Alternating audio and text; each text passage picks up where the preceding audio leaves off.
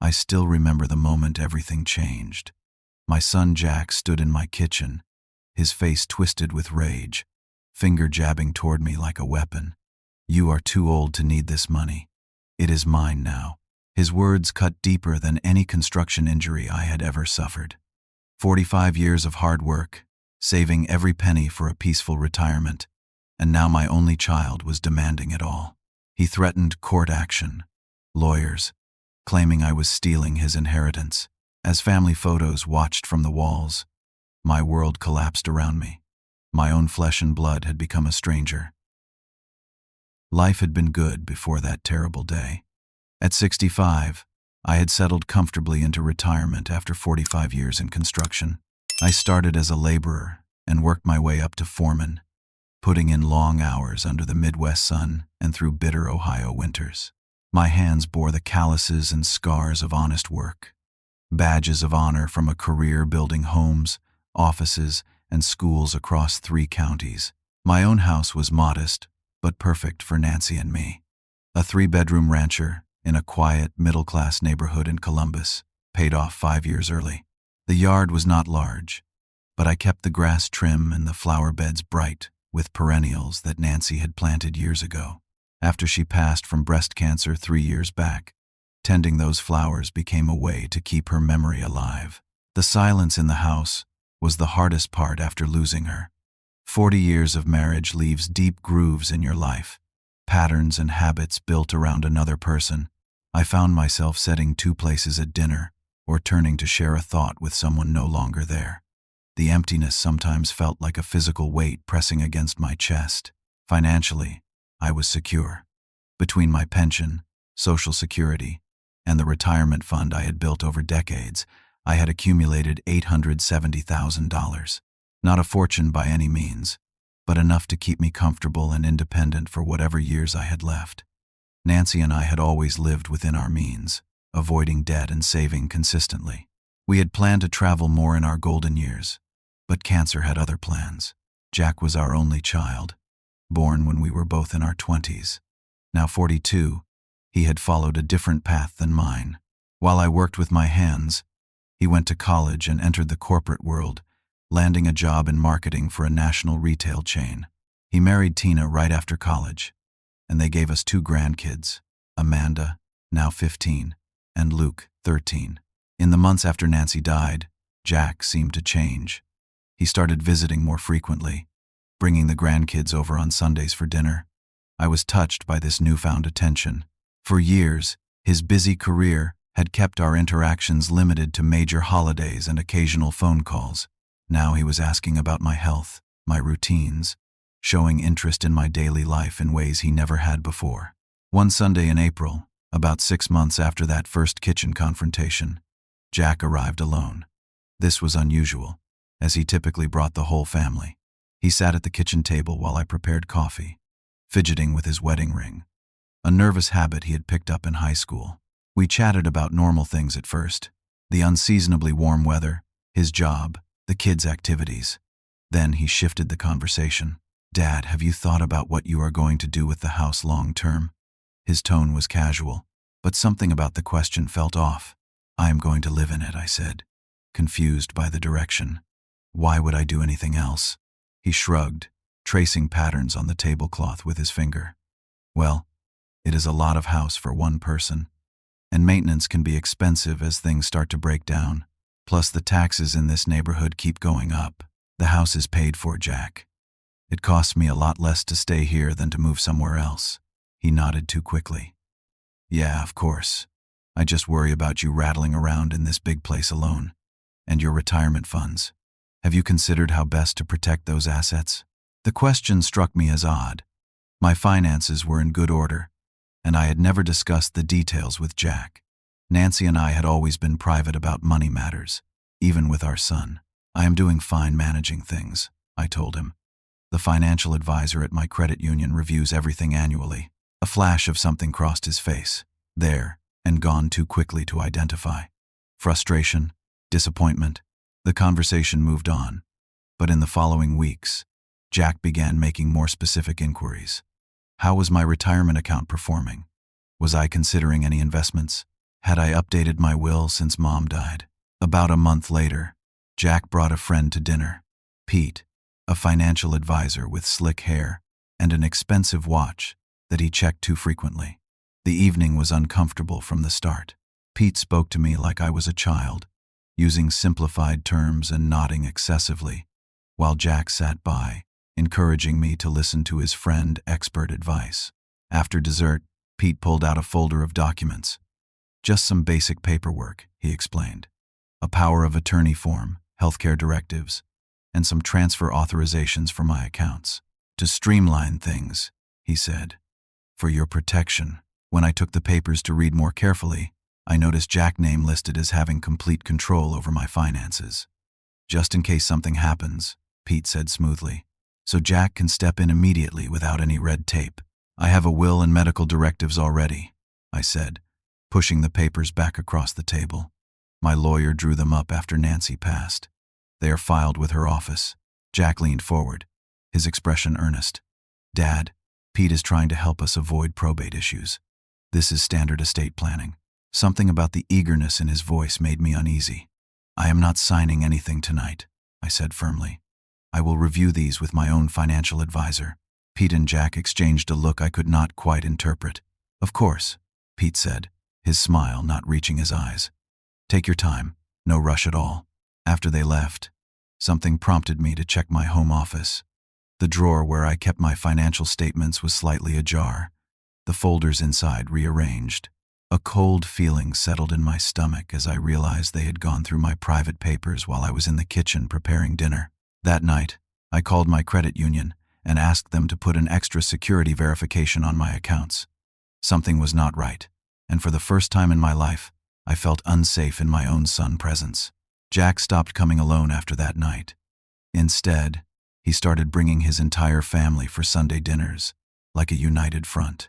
Tina, his wife of 20 years, had always been polite if somewhat distant with Nancy and me. Now she was suddenly interested in my life, asking pointed questions about my retirement plans and making comments about how lucky I was to have so few financial worries. You must feel so secure, she remarked one Sunday while helping me clear dishes.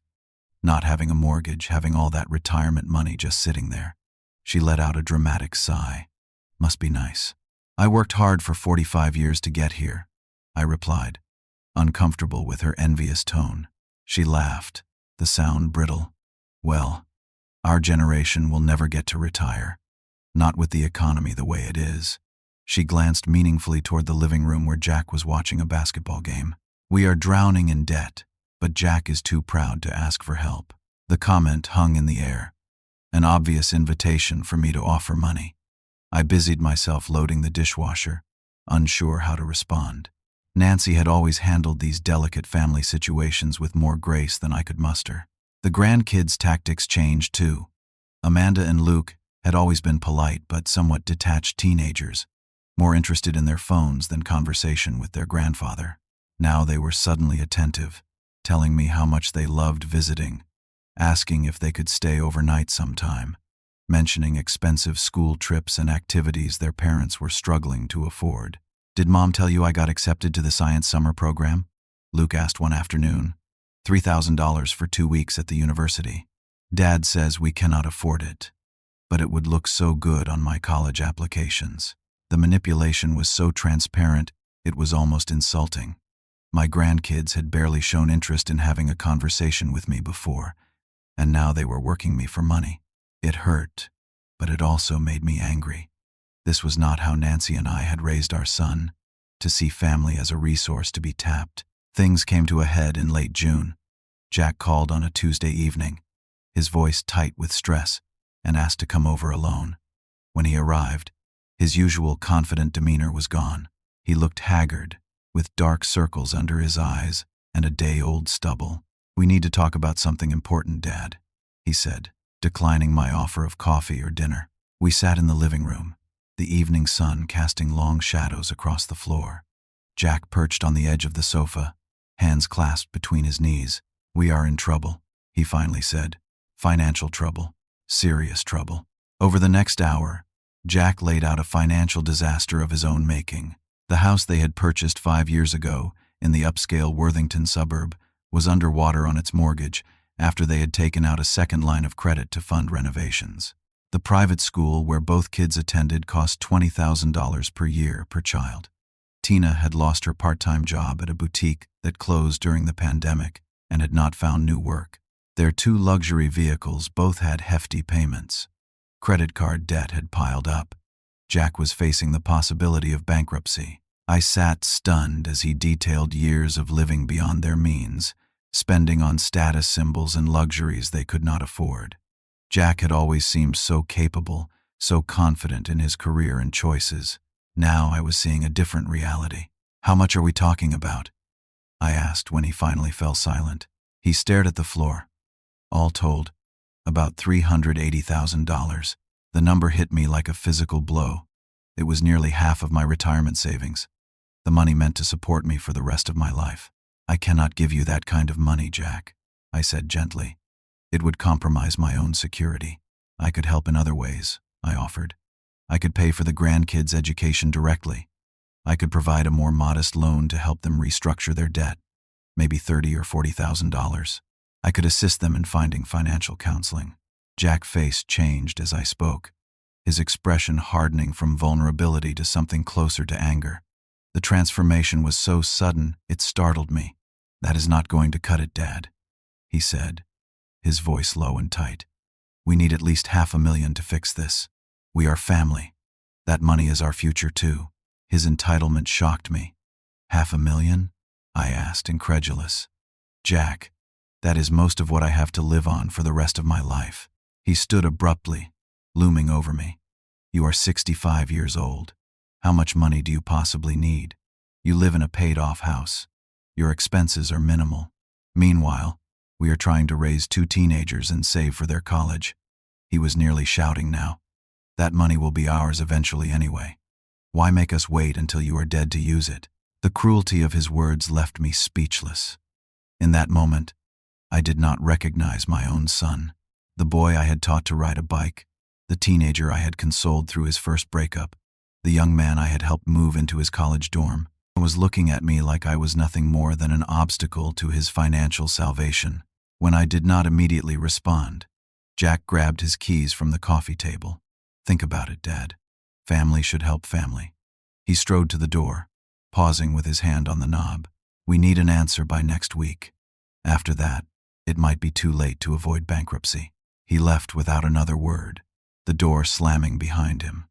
I sat alone in the growing darkness, trying to process what had just happened. My son had essentially demanded half of my life savings, acting as if I was being selfish for hesitating. That night, my phone buzzed with text messages from both grandkids. Similar messages, clearly coordinated. How they hated living with the stress of their parents' money problems. How it was affecting their school performance. How they hate living with a grandfather who does not care about them. I turned off my phone and sat on my back porch until the early hours of the morning, watching the stars and wondering how the son Nancy and I raised with such care had become a stranger who saw me as nothing more than a financial resource to be drained. A week passed with no word from Jack. I hoped the silence meant he was reconsidering his approach, perhaps realizing how inappropriate his demands had been. After much thought, I decided to attempt reconciliation. Family was still family, despite everything. I called Jack on Friday morning and invited everyone over for Sunday dinner, mentioning I had a proposition to discuss that might help their situation. He agreed immediately, his voice cautiously optimistic. I spent Saturday shopping and preparing, making my famous pot roast with all the trimmings, a meal that had always been a family favorite. I even baked an apple pie from scratch, using Nancy's recipe. My plan was simple. I would offer to pay for both grandkids' education through college if Jack and Tina would agree to financial counseling and a structured debt reduction plan. It seemed like a reasonable compromise that would help them while preserving my own security. Sunday afternoon arrived, but Jack and his family did not. At 1:30, 30 minutes after they were expected, my doorbell rang. Rather than my son and his family, a stranger stood on my porch, a heavy-set man in a polo shirt and khakis, holding a large manila envelope. "Are you Cyrus Miller?" he asked, consulting a paper in his hand. When I confirmed, he handed me the envelope. "You have been served," he said flatly, then turned and walked back to his car without another word. Inside the envelope was a legal petition filed with the Franklin County Probate Court. My son was suing for conservatorship over me and my finances. The document claimed I was showing signs of cognitive decline and making financially irresponsible decisions that put my future security at risk. Jack was asking the court to give him complete control over all my assets for my own protection. I sat at my dining room table, surrounded by the cooling food I had prepared with such hope, and read through 20 pages of lies about my mental state. According to the petition, I was becoming increasingly confused, forgetting important appointments, making irrational financial decisions, and showing signs of dementia. Jack claimed to be acting out of love and concern, stepping in before I could do irreparable harm to my own interests. The petition included supporting documents, photographs of me looking confused or disoriented, taken out of context during ordinary moments. One showed me squinting at my phone, trying to read a text message in bright sunlight, presented as evidence of my inability to use technology. Another captured me looking tired after a long day of yard work, described as evidence of my deteriorating condition. There were statements from witnesses, Jack friends, people I had met only once or twice, claiming I had seemed disoriented or confused during interactions with them. Pete, the financial advisor, provided a professional opinion that I was making concerning financial decisions that indicated diminished capacity. Most shocking of all was a letter from Dr. Wilson, my physician of 20 years. While not diagnosing dementia outright, he noted concerns about possible cognitive issues and recommended assessment. I had seen Dr. Wilson just 3 months earlier for my annual physical, and he had commented on how healthy I was for my age. With no mention of any cognitive concerns, I called Dr. Wilson's office first thing Monday morning. His receptionist seemed uncomfortable when I identified myself, but put me through to the doctor. "Cyrus," Dr. Wilson said, his voice careful, "I cannot really discuss this with you now that it's legal. Your son came to me with some concerning observations about your behavior. As your physician, I had to note those concerns." "What concerning observations?" I demanded. "I just had my physical. You said I was in excellent health." He sighed audibly. "Jack mentioned you had been forgetting important conversations, becoming confused about financial matters, showing personality changes. As a mandated reporter for elder care, I had to document these concerns. The court will determine their validity." The betrayal left me reeling. Jack had manipulated my own doctor, poisoning a trusted medical relationship with lies. By the time I hung up, my hands were shaking with a combination of anger and fear. I spent the afternoon calling lawyers, explaining my situation to increasingly sympathetic legal assistants. By evening, I had an appointment with Barbara Thompson, an attorney specializing in elder law and guardianship disputes. Barbara's office was downtown, a modern space with minimalist furniture and framed degrees on the walls. She was a woman in her 50s, with short gray hair and direct blue eyes that assessed me carefully as I explained my situation. "This happens more often than you might think," she said after listening to my story. "Adult children who feel entitled to their parents' assets sometimes try to seize control legally when direct requests fail. But I am perfectly competent," I insisted. "I live independently, manage my own finances, drive, volunteer at the Veterans Center twice a week. There is nothing wrong with my cognition." She nodded, making notes. "We will need to prove that in court. Your son has created a narrative that fits a familiar pattern. Concerned child protecting elderly parent from himself. Judges tend to err on the side of protection in these cases. We need to be thorough in our response." The next few weeks were a blur of preparation. Barbara had me undergo a comprehensive cognitive assessment with an independent neuropsychologist, who found no evidence of impairment. We gathered statements from my neighbors, my volunteer coordinator at the Veterans Center, and my financial advisor at the credit union, all attesting to my competence. Meanwhile, Jack escalated his campaign. He contacted everyone in my limited social circle, spreading concerns about my mental state, suggesting they watch out for concerning behavior. Several old friends called or visited, their manner subtly changed, scrutinizing me for signs of decline. It was humiliating and infuriating. Then came the most shocking discovery yet.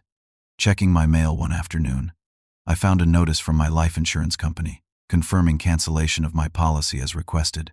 I had made no such request. When I called the company, they informed me the cancellation had been processed by phone 2 weeks earlier.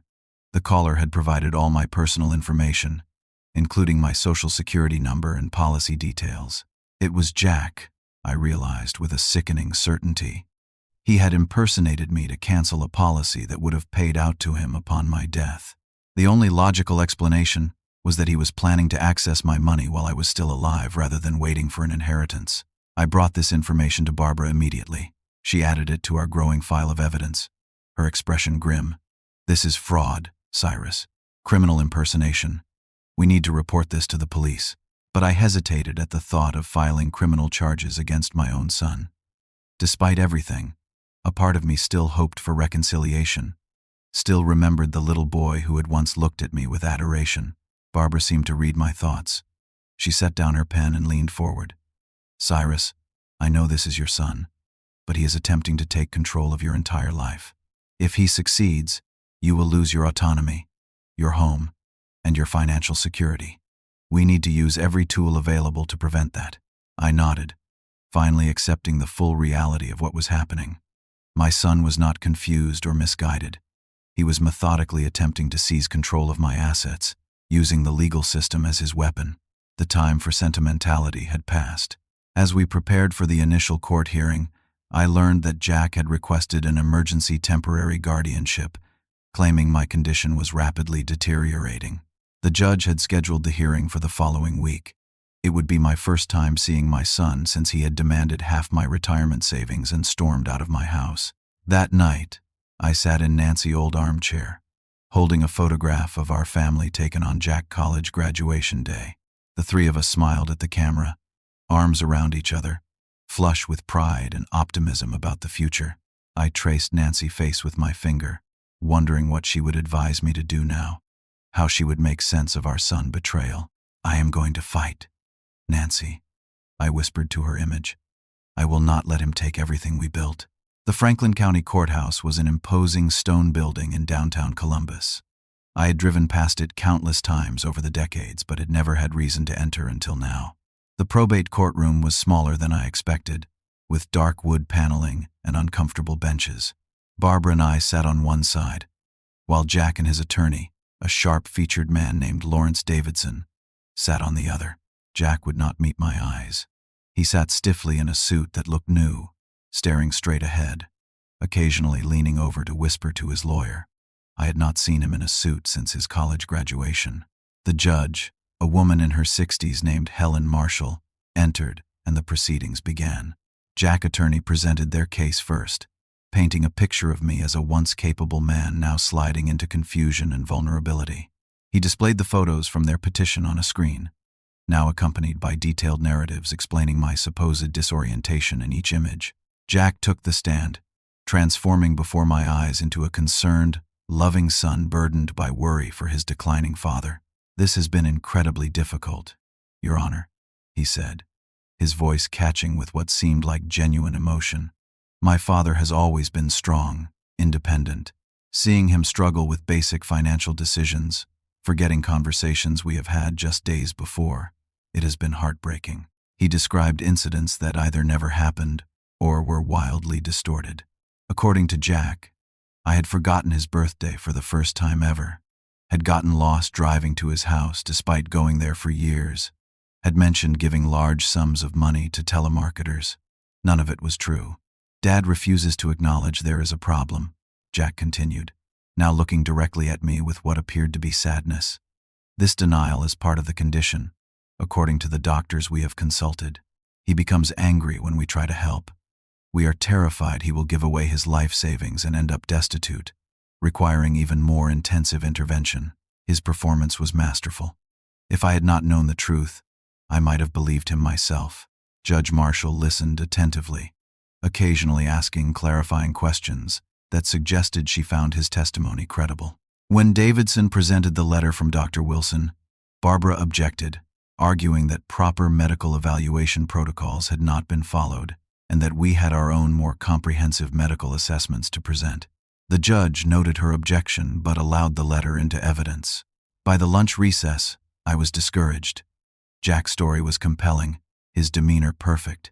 Even knowing it was all fabrication, I found myself wondering if the judge could see through it. "We have to change tactics," Barbara said as we sat in a nearby cafe during the break. "She is buying their narrative. We need something definitive to break through."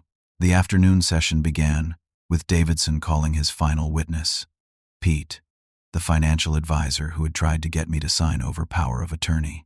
Pete testified that during his professional evaluation of my financial situation, he had noted several red flags of cognitive decline: confusion about basic financial concepts, inability to recall recent transactions, and dangerous financial planning decisions. "Is it your professional opinion that Mr. Miller requires assistance managing his financial affairs?" Davidson asked. Pete nodded solemnly. "Absolutely. Based on my interactions, I believe he lacks the capacity to make sound financial decisions at this time. Without intervention, he faces significant risk of financial exploitation or self-harm through poor choices." Barbara's cross-examination was surgical.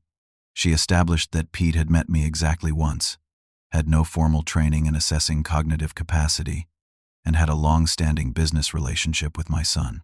She further demonstrated that Pete stood to gain financially if Jack gained control of my assets, as he would likely become the manager of those funds. By the time she finished, Pete's credibility was severely damaged, but the impact of his initial testimony lingered. Then came the bombshell.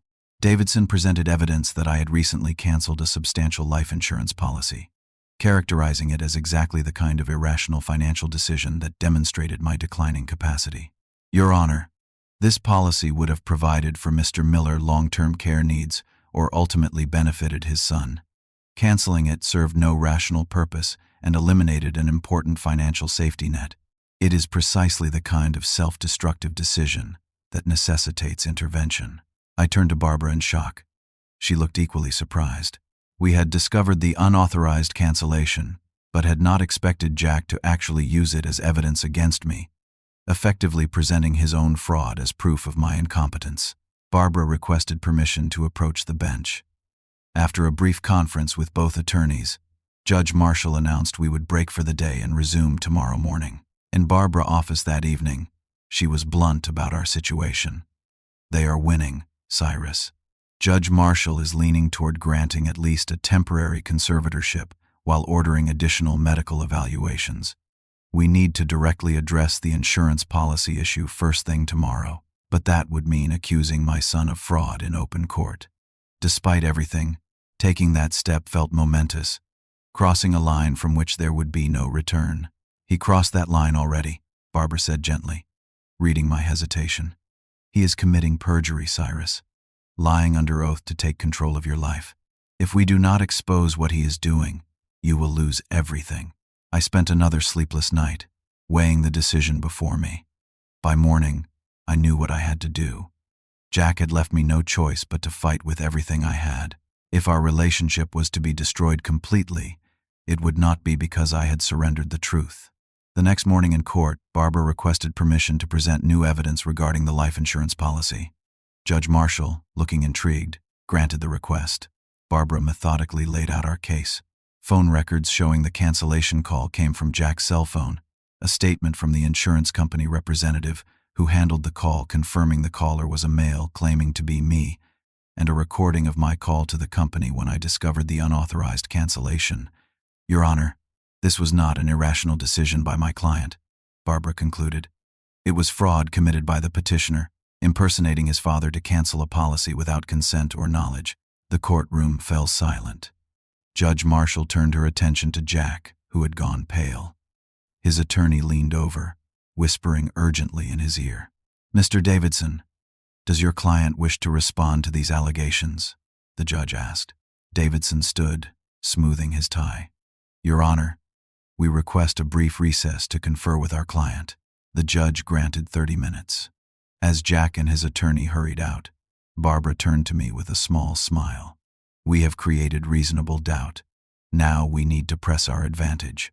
When court resumed, Jack's demeanor had changed completely. Gone was the concerned son, replaced by someone defensive and angry. Davidson attempted damage control, suggesting there had been a misunderstanding about the insurance policy, but offering no convincing explanation for the phone evidence. Judge Marshall was now viewing the proceedings with visible skepticism. During the testimony of another of Jack's friends about my supposed confusion, she interrupted several times with pointed questions about when and where these observations had occurred, exposing inconsistencies in the account. Barbara requested and was granted a continuance to allow us time to gather additional evidence related to the insurance fraud allegation. The judge scheduled the next hearing for 3 weeks later and denied the emergency temporary guardianship, stating that the evidence presented did not support such an extreme measure. Outside the courthouse, Barbara was cautiously optimistic. "We have breathing room now," she said, "and the judge is questioning their case. But Jack will regroup. We need to build an airtight defense."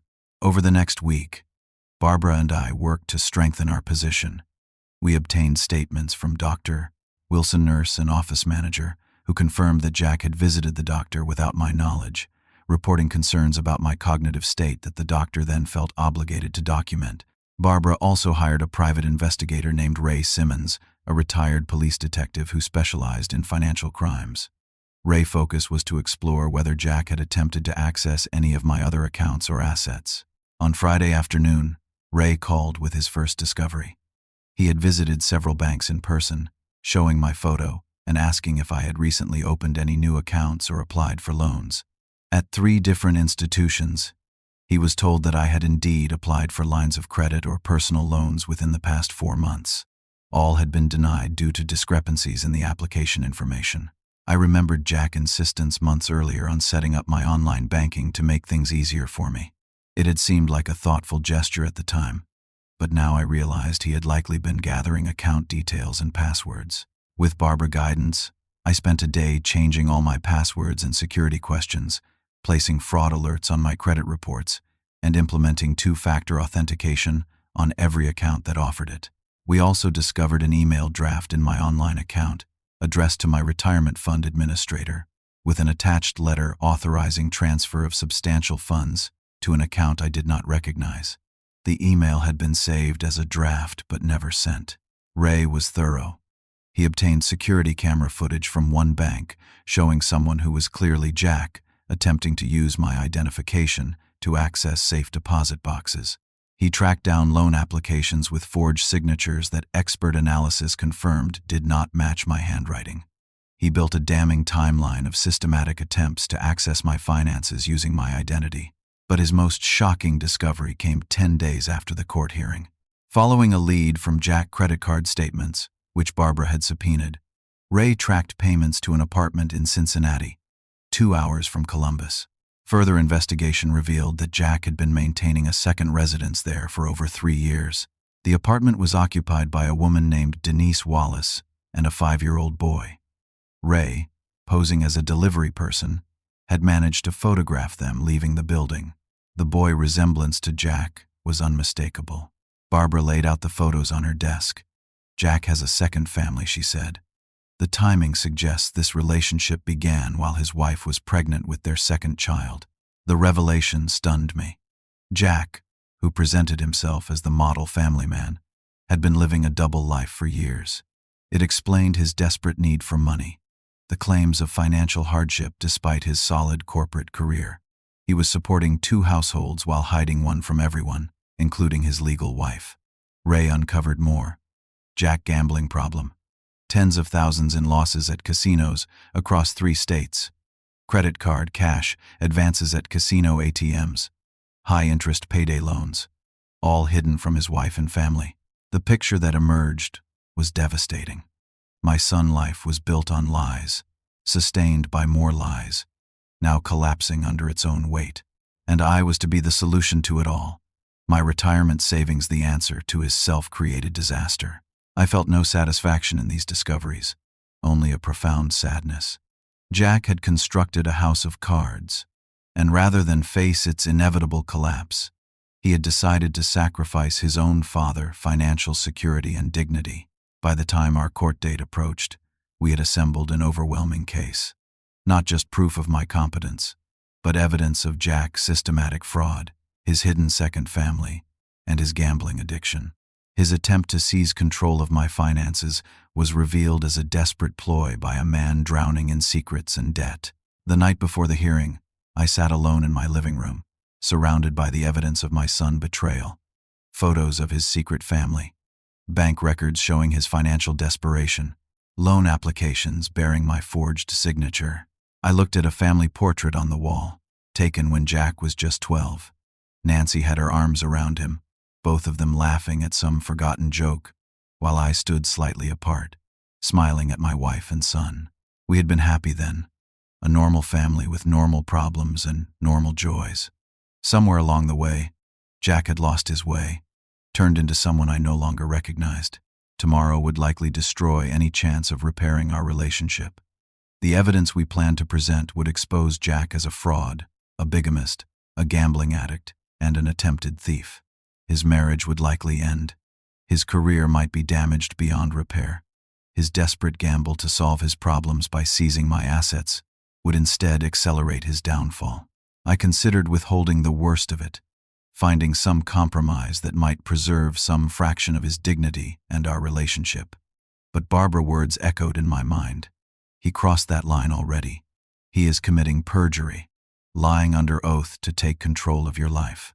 Jack had made his choice. Now, I had to make mine. With a heavy heart, I decided that the full truth, however painful, was the only way forward. Jack had forfeited the right to protection when he had tried to strip me of my autonomy. Tomorrow, the court would see him for what he truly was. The courtroom was more crowded for our second hearing. News of the contentious case had apparently spread through the courthouse, attracting the attention of other lawyers and court staff. Jack looked confident as proceedings began, whispering and occasionally smiling with his attorney. He clearly believed he still had the upper hand. Barbara had developed a careful strategy. Rather than leading with the most damaging personal revelations about Jack's secret life, she would first systematically dismantle the claim that I was cognitively impaired. Only after thoroughly discrediting the premise of the guardianship petition would she reveal the true motivations behind it. She began by calling the neuropsychologist who had conducted my cognitive assessment. Dr. Levine, a respected authority in her field, testified that I had undergone a battery of standardized tests evaluating memory, executive function, judgment, and other cognitive domains. Mr. Miller performed at or above average for his age group on all measures, she stated confidently. There is absolutely no evidence of dementia, cognitive impairment, or any other condition that would impact his ability to manage his financial affairs or make sound decisions. Under cross-examination by Davidson, Dr. Levine held firm, explaining that the tests she had administered were far more comprehensive and objective than casual observations by family members or acquaintances. Next came a parade of witnesses to my competence. My neighbors of 15 years who saw me maintaining my property and managing daily life without assistance. The volunteer coordinator from the Veterans Center, who described my reliable twice-weekly service, helping veterans navigate benefit systems. My credit union financial advisor, who detailed our regular reviews of my investments, and my thoughtful, informed decision-making. Each testimony chipped away at the image Jack had presented of a confused old man in decline. Judge Marshall was paying close attention, occasionally asking questions that suggested she was reassessing her initial impressions of the case. Barbara then addressed the specific allegations in the original petition, methodically debunking each one. The photo of me looking confused at my phone, taken when I was trying to read a text in bright sunlight without my reading glasses. The claim I had gotten lost driving to Jack House. I had taken an intentional detour to avoid construction. The forgotten birthday. I had actually sent a card and called, but Jack had claimed not to receive either. By mid-afternoon, the case for my incompetence was in tatters. Jack was no longer smiling. He sat rigidly in his chair, occasionally whispering urgently to Davidson, who looked increasingly uncomfortable. The final blow to their case came when Barbara called my new physician, Dr. Patel, who had conducted a thorough medical examination just the week before. Based on my examination and review of Mr. Miller's medical history, there is no physiological or neurological basis for any claim of cognitive impairment, Dr. Patel testified. He is in excellent health for a man of 65, with no conditions that would affect his decision-making capacity. As our presentation of evidence concluded, Judge Marshall turned to Davidson. Counselor, given the evidence presented today, does your client wish to continue pursuing this petition? Davidson conferred briefly with Jack, whose face had grown increasingly flushed throughout the afternoon. After a moment, Davidson stood. Your Honor, we maintain that there are legitimate concerns about Mr. Miller's capacity. Despite the evidence presented today, we wish to continue. The judge nodded, though her expression suggested skepticism. Very well. You may present your rebuttal. Davidson attempted to salvage their case, reiterating Jack's concerns and suggesting that I might be presenting well for evaluations while still experiencing decline in daily life. But his arguments lacked conviction, and Judge Marshall interrupted him several times with pointed questions that he struggled to answer. As the day conclusion approached, Barbara requested permission to present evidence regarding a new matter, the motivations behind the guardianship petition. Your Honor, my client believes the court should be aware of certain facts that illuminate why this action was initiated, she said. These facts directly challenge the petitioner claim to be acting out of concern for his father's well-being. Davidson immediately objected, arguing that the petitioner motivations were irrelevant to the question of my capacity. Judge Marshall overruled him. I believe understanding the full context of this case is essential to my decision, she said. You may proceed, Miss Thompson. Barbara called Ray Simmons to the stand. The private investigator methodically laid out the evidence of Jack's attempts to access my accounts, the forged loan applications, the fraudulent insurance cancellation.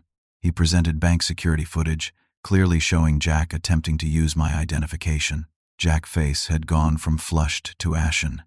He leaned over to whisper frantically to Davidson, who raised another objection.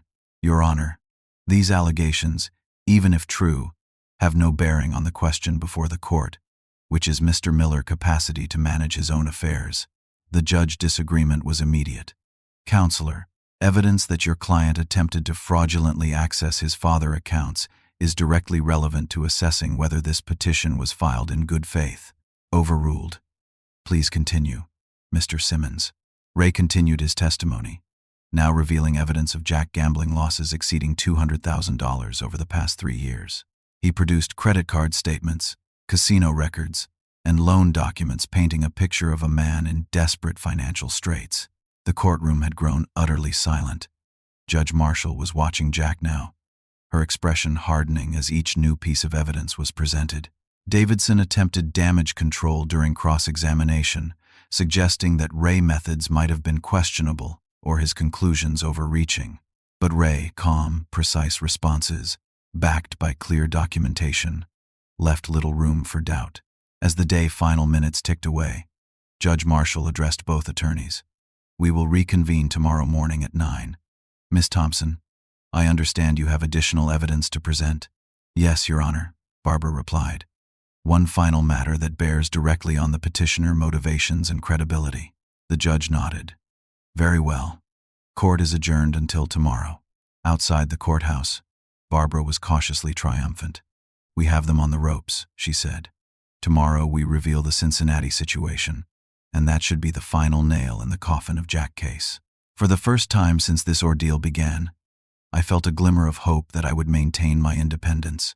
But that hope was tempered by the knowledge that tomorrow would bring the complete destruction of any relationship with my son.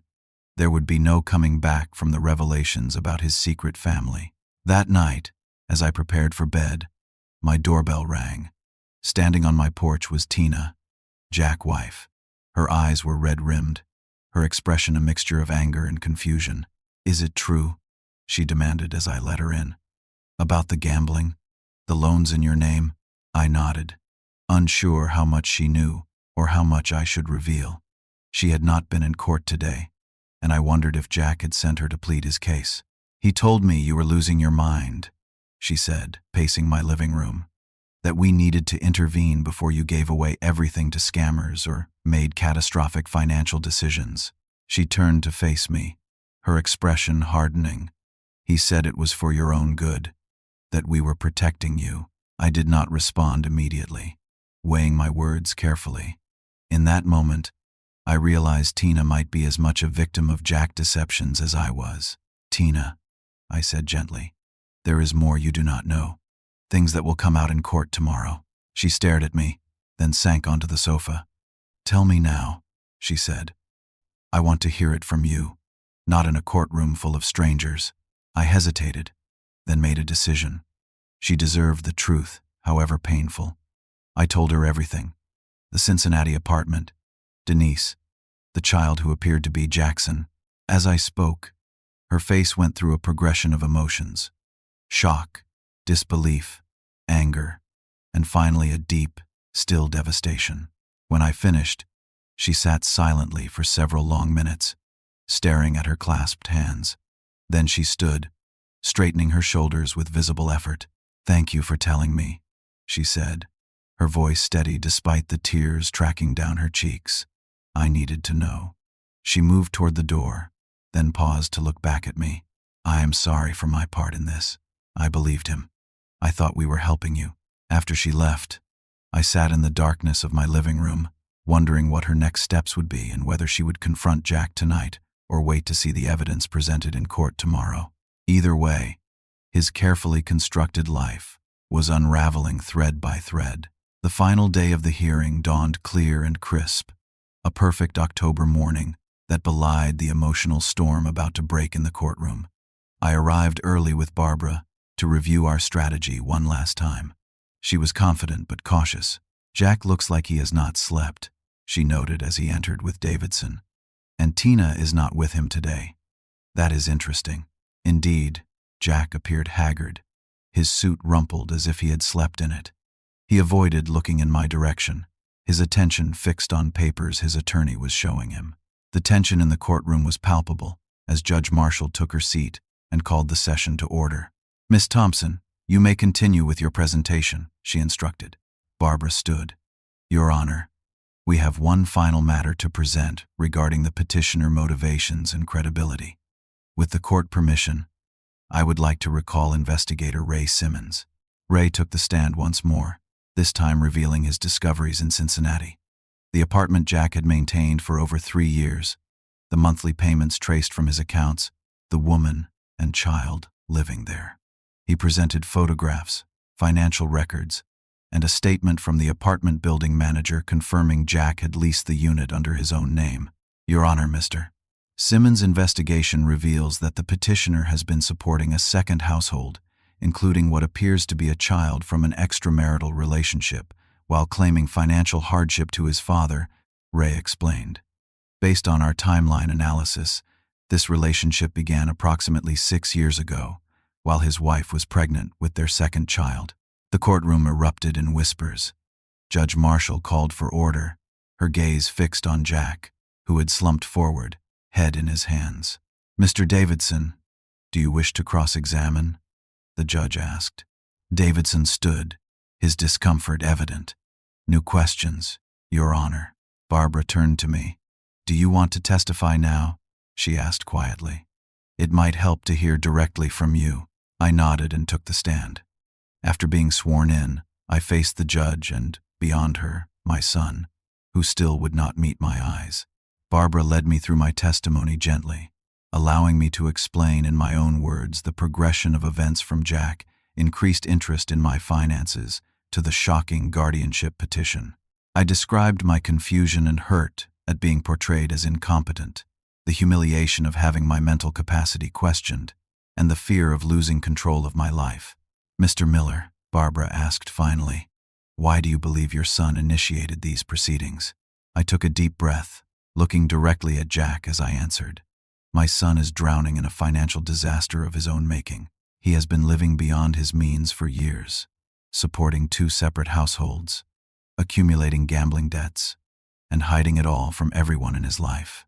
When it became clear he could not sustain these deceptions any longer, he saw my retirement savings as his solution."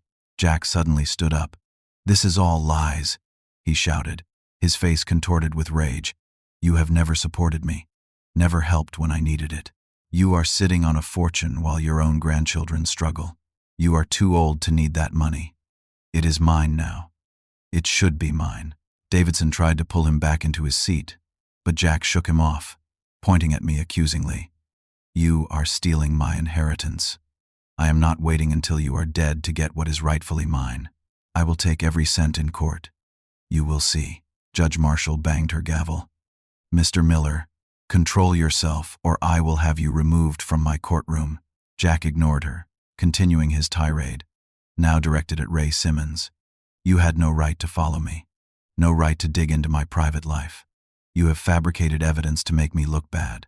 The judge signaled to the bailiff, who moved toward Jack. Before he could be restrained, Jack turned to me one last time. You will regret this, old man. When I am done with you, you will have nothing left. As the bailiff escorted Jack from the courtroom, an unnatural silence fell. Judge Marshall called a brief recess to allow everyone to collect themselves. When we reconvened 20 minutes later, Jack was absent. Davidson explained that his client had chosen to wait outside. Do you wish to continue without your client present? The judge asked. Yes, Your Honor, Davidson replied. His expression resigned. We have no further questions or evidence to present. Judge Marshall nodded, then addressed the courtroom. Given the evidence presented and the behavior witnessed today, I am prepared to rule on this matter without further deliberation. She turned to me, her expression softening slightly. Mr. Miller, I find no evidence whatsoever to support the petition for guardianship or conservatorship. You have demonstrated complete competence in all areas of your life, including financial management. The petition is denied in its entirety. She then addressed Davidson. Counselor, I am deeply troubled by the evidence suggesting this petition was filed in bad faith, as part of an attempt to gain fraudulent control of Mr. Miller's assets. The court will be referring the evidence of identity theft, fraud, and perjury to the District Attorney Office for review and potential criminal charges. She turned back to me. Mr. Miller, you are free to pursue any civil remedies you feel appropriate regarding the unauthorized access to your accounts and the fraudulent insurance cancellation. Additionally, all legal costs associated with defending against this petition are to be paid by the petitioner. Are there any questions? Barbara stood. Your Honor, my client requests a restraining order, preventing his son from contacting him or attempting to access any of his financial accounts. The request is granted, Judge Marshall replied immediately. A temporary order will be issued today, with a hearing for permanent status to follow. Anything else? There was nothing more. As the judge adjourned the proceedings, I felt a complex mixture of emotions: relief that my independence was secured, sadness at the complete rupture with my son, and lingering anger at the violation of trust. Outside the courthouse, there was no sign of Jack. Davidson approached us briefly, handing Barbara his card. When your client is ready to discuss settlement terms for the legal fees, please contact my office, he said, his tone professional but subdued. The following weeks brought significant changes. Tina filed for divorce 3 days after the hearing, citing the revelations about the Cincinnati family. She reached out to me privately, apologizing again for her role in Jack's scheme and asking if I would maintain a relationship with my grandchildren despite everything that had happened. Of course, I told her. They are innocent in all this. With Barbara's help, I established a protected educational trust for Amanda and Luke that would pay directly for their college education, but that Jack could not access. The district attorney decided to pursue charges against Jack for the insurance fraud and identity theft. He eventually accepted a plea deal that included probation, mandatory gambling addiction treatment, and restitution. He lost his corporate job when the charges became public and moved to Cincinnati to live with Denise full-time. For several months, I had no contact with my grandchildren. Tina explained that they were confused and angry, having been told conflicting stories by their parents. I sent birthday cards and holiday gifts but did not push for visits, giving them space to process the family upheaval. Spring came, bringing with it the first tentative reconnection. Amanda, now 16, called one afternoon, her voice hesitant but determined. "Grandpa," she said, "Mom said I could call you if I wanted to. Is that okay?" "It is more than okay," I told her, my voice thick with emotion. "I have missed you very much." Over the next few months, both grandchildren began visiting occasionally. Our relationships were different now, tinged with the awareness of what had happened, but also more authentic. Without Jack-orchestrated manipulation, we were getting to know each other honestly for perhaps the first time. As for me, the experience had changed my perspective on retirement.